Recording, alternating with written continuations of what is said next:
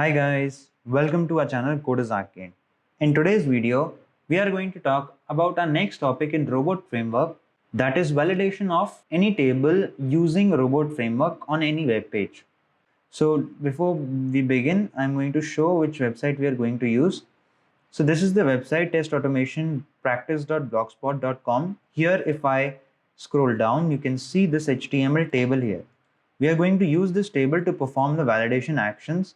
Now, what we are going to do is in this table, we are going to validate this table. Means we are going to perform some validation actions, which are counting the rows, counting the columns, and fetching the data from this table. Now this topic will be divided into two different videos. So first video will be only on counting the rows and the columns, and the second video will be on only fetching the data. So let's begin. This is the first video on this topic. I'm just going to minimize this Chrome here, and here my PyCharm is open. So here in my projects panel, these are all the files that we have created in past in this series. So here I'm already in my automation directory, and I'm just going to create a new robot file here. So now let's name this robot file as tables.robot.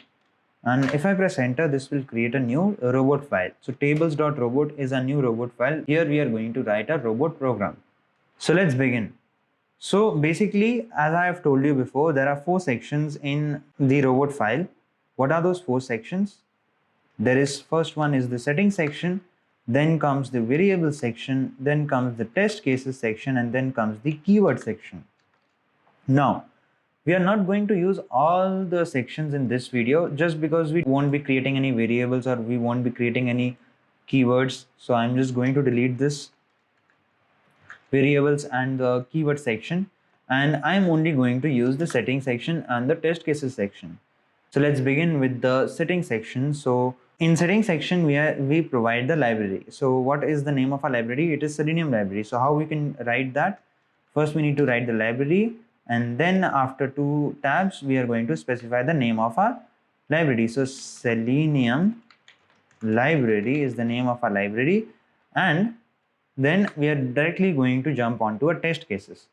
So let's begin writing our test case. So first of all, let's give this test case a name. Now I'm just going to give the test case a name as table validation, and inside the indentation of this table validation name, I am going to start my test case. So let's begin. So first of all, I am going to open my browser. So for that, I have a keyword called open browser, and inside our open browser, I am going to specify the URL that we want to open.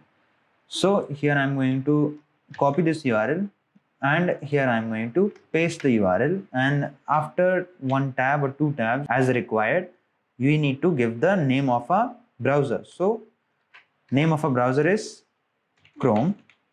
So I'm going to write Chrome here, and after this command, I'm going to maximize the browser window. So once it is open, I'm going to maximize the browser window. For that, we have a keyword called maximize browser window. Now this will maximize the browser window. Now let's move on to our browser. As you can see here in this website, this is the table that we are going to use. So what I'm going to do is I'm going to right click on the table and I'm going to inspect it. So you can see here,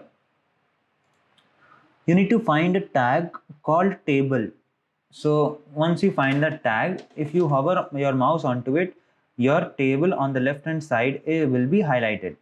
I'm just going to make it this big. Now you'll be able to see once I hover my mouse onto my tables tag, table name book table. So this is the table tag, and if I hover my mouse onto it, you can see on the left hand side this whole table will be highlighted. So that means that this is the table tag. We have selected the table tag. Now inside a table tag there is another tag called table body. So this is the table body. So inside a table body there are different tr tags. So if I hover my mouse onto it, you can see each of the row is being selected. So what is this tr? This tr is what we call table row.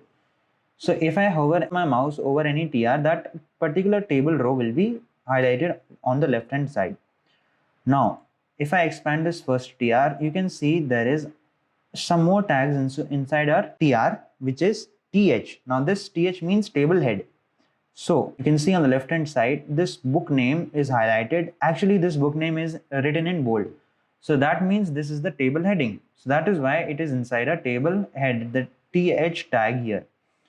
If we go on to the next table row, you will see the difference between the table head and the table data tag. So this is TT tag. So TD means table data. So Learn Selenium is written in the TD tag, while the book name is written in the table head tag. So that is why this makes the difference between the table head and the table data. So all of these right here are the table data, and the above all these are the table head. So now you can see there are 4 columns and there are different rows here. So we have 7 rows in total and 4 columns in total in this table. As we can see, we are going to count this number using robot framework. So we need to copy the XPath of this table. How we can do that? To copy the XPath, I'm going to use selectors hub in this case. So I am going to click onto this arrow button. If you expand your inspection window and if you select onto this arrow button, if you click onto that, you can see there is selectors hub. You need to install that, and once you will install that, you can see the selectors hub right here. So I am in my selectors hub, and since I have selected the table tag here, so this is going to give me the relative XPath for this whole table. So I'm going to copy this relative XPath of this table, and you can see there is one search bar on the top of the selectors hub tab.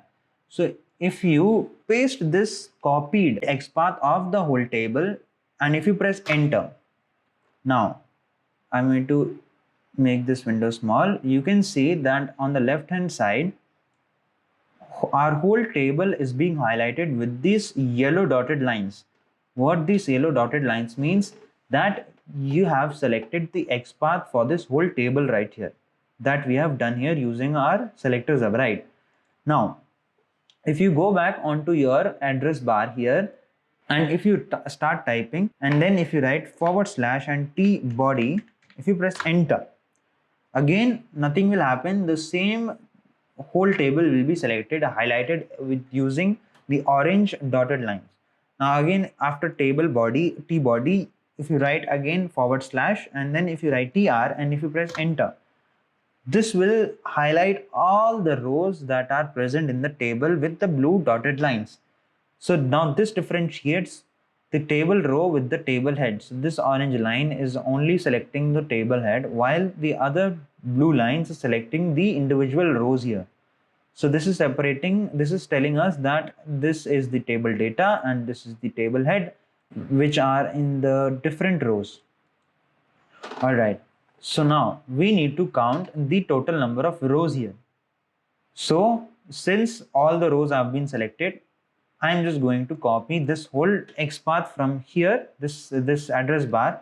I'm just going to copy it from here, and then I'm going to go back to my PyCharm. And here I'm going to use this XPath to extract the number of rows using robot framework. So in robot framework, there is one command called get element count, and I'm going to give the XPath that I copied. So XPath, and then I'm going to paste that XPath.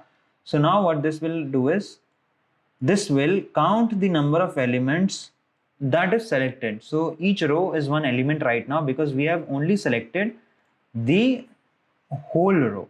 Instead of individual data, we have selected all the full rows. So now this whole one row is one element here. And using this address bar, we have selected all the table rows in this column. So that is why each row is one element right now. That is why this get element count will be using this XPath to count the number of rows which is present in this table. Now to store this count, we are going to make a variable, and in that variable we are going to store this particular count here that we have used. So for that, I'm going to create a variable dollar inside a curly braces, let's say rows, and I'm going to give some 2 tabs between this. So rows, so this is the rows variable that we've created, and in this we have written get element count and that XPath that I have copied from that address bar. So now the advantage of using the address bar here in the selectors hub is that using this address bar, we have only specified the TR. Now this TR will select all the rows that are present into this table.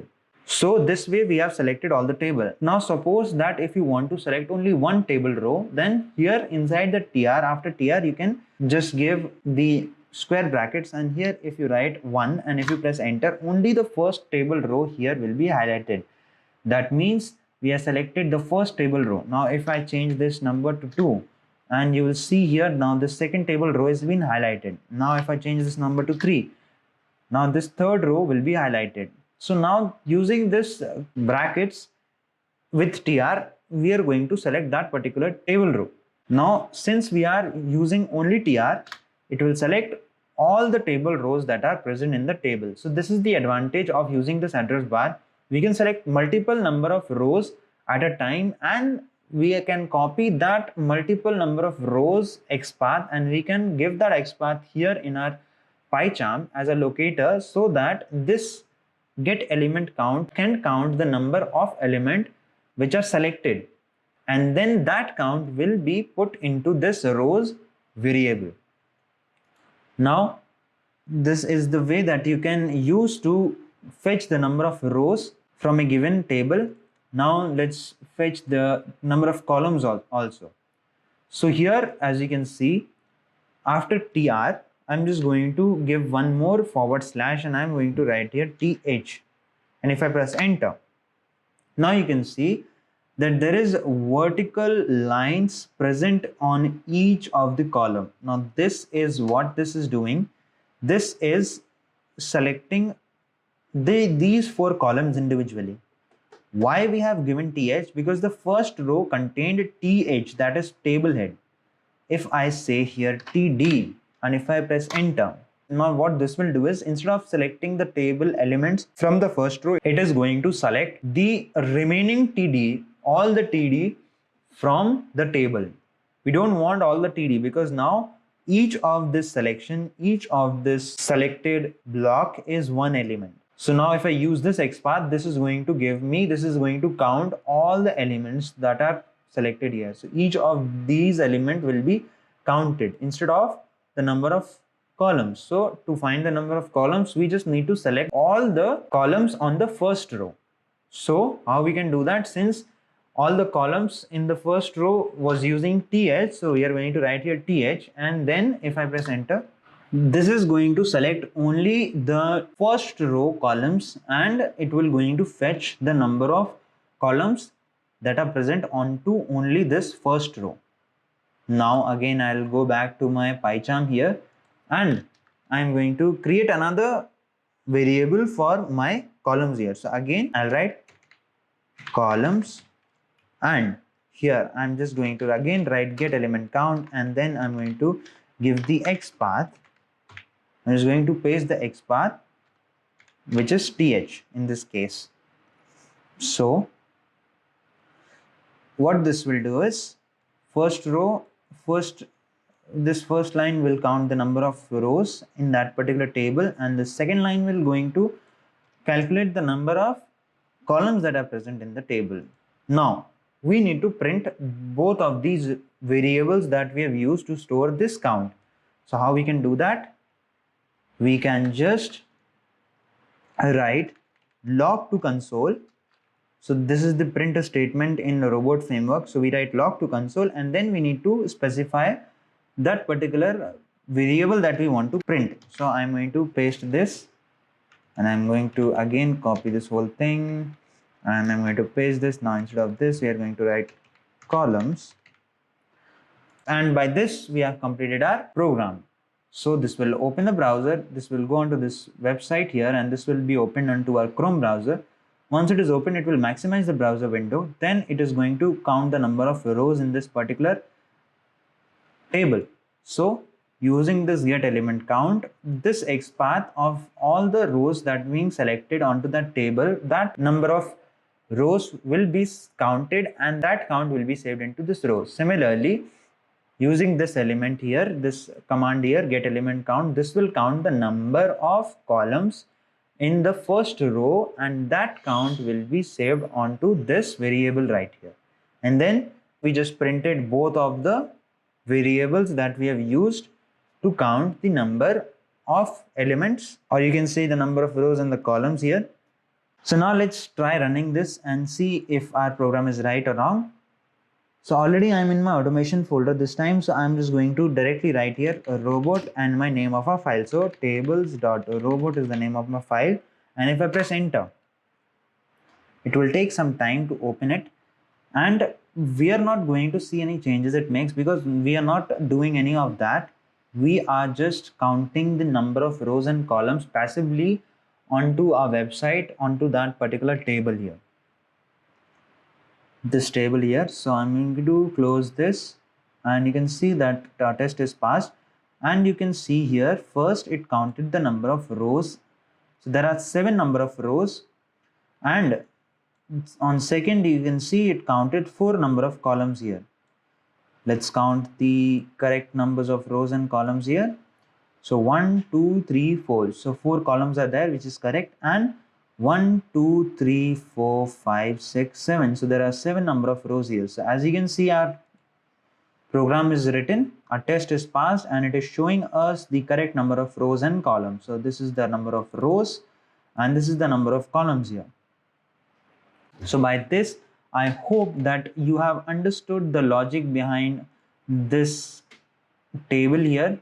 We are going to inspect it again, and if I expand it, if I go to selectors hub, I hope that you have understood the logic behind this address bar.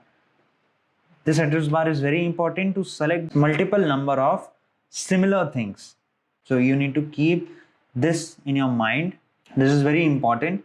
So you can use this search bar to select the multiple number of similar things at a time, and then count it using this get element count command. So with this, we have come to an end of this video. So thanks a lot for watching this video. I'll catch you guys in the next one. So this is all about this video, guys. Thanks for watching. Hope you like the video, and if you like it, then tell us in the comment section below. If you have any doubts, then post them in the comment section. I will definitely try to clear those doubts. Also, like, share and subscribe to our channel Coders Arcade and press the bell icon so that you will get a notification when we post our new video. Thank you. Happy learning.